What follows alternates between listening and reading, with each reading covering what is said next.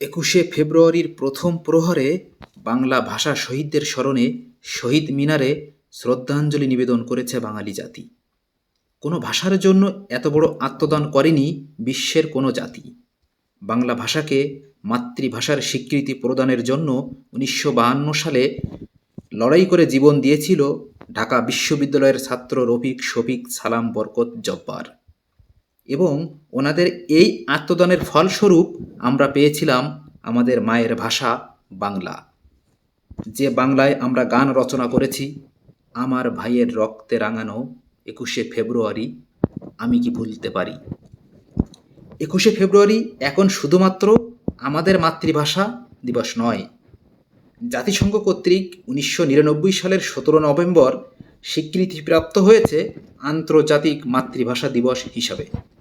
1952 সালের ভাষা আন্দোলন শুধুমাত্র একটি মাতৃভাষা আন্দোলন নয়, পরবর্তীতে 1971 সালের মুক্তিযুদ্ধের সাহস, শক্তি, অনুপ্রেরণার যোগান দিয়েছিল 52 সালের ভাষা আন্দোলন।